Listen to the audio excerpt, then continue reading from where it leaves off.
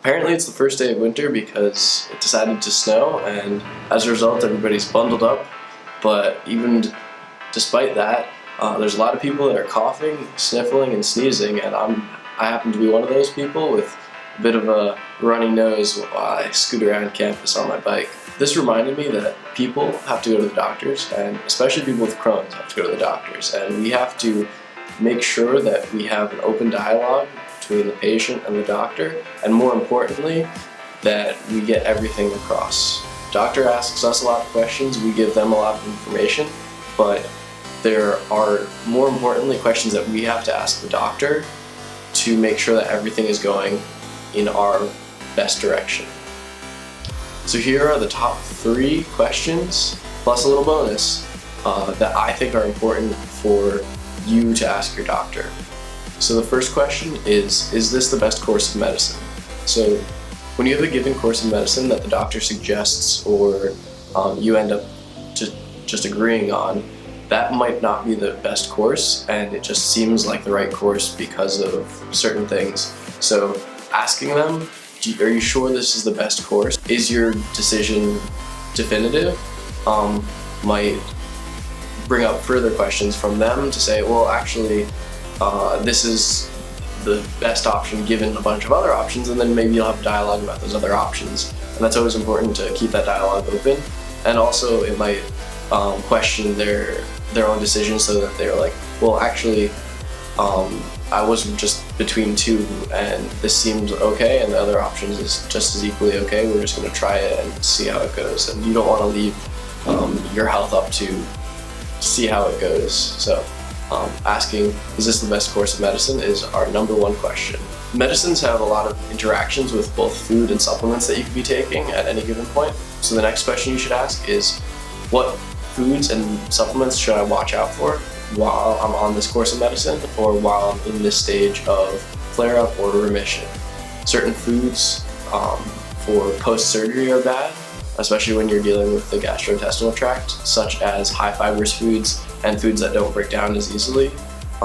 So like raw vegetables, raw fruits, and seeds, nuts and seeds won't be good for people who are recovering from surgery. And then furthermore, when you're just eating foods, often like high-fat foods are not really a good option just overall, but especially when you have a flare-up, just because it doesn't interact well with your intestines. The last question, and this is really applicable to people who have just had surgery or who are going to have surgery, is what are my physical restrictions? So following my surgery where a piece of my bowel was removed, following my surgery I actually had been told by my surgeon that I really can't do any of the lifting and climbing that I am so used to doing on a day-to-day and week-to-week basis. So that was a really big change in my lifestyle, so it's important to know that they are telling you all the information with physical restrictions. It's really important that the doctor tells you explicitly, like, this is how many months until you can do this. This is how many weeks until you can do this. In my case, it's about 6 months until I can do any heavy lifting in the powerlifting style that I like. So I'm just going to hold off on the really heavy lifting that I like until then. But before that, I'm actually going to incrementally increase up until certain thresholds what I'm actually doing physically. And that allows me to have small goals that are not going to affect me and reset me back to needing potentially like a herniation surgery or a hernia surgery. As important as those 3 other questions that I just told you were, the most important question that you should ask your doctor at the end of every appointment is, do you have any other questions for me? And that question is really important because the doctor could have forgotten something based on your conversation, based on the dialogue you were having, and he or she might not go back to his or her notes. And so it's important that you remind them, hey, you're the person who should be asking me questions. Do you have any more of those questions to ask so that you can have the complete story to properly diagnose me? So the question being, what other questions do you have for me, is really important to really share the full story of you to the doctor, and so that there's full transparency between you two. The bonus question, and the most important question that you could ask, is at the end of every appointment, ask, is there any other questions that you have for me? So as a patient, you want to make sure that the doctor has asked all the questions that he or she could ask, so that in case in the dialogue that you were having, that no questions are missed and that you both have the full story between you two.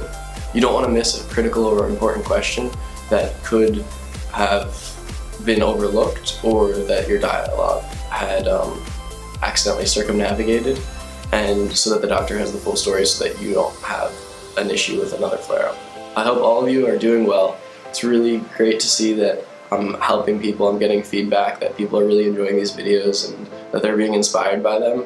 And I really want to give back to people with Crohn's because I feel like I've benefited from the community that is Crohn's, and it's only fair that I do the same and give back to that. Please like these videos and share them with anybody that you think could benefit from them. It's definitely important to expand the community and make sure everybody has the information that they need.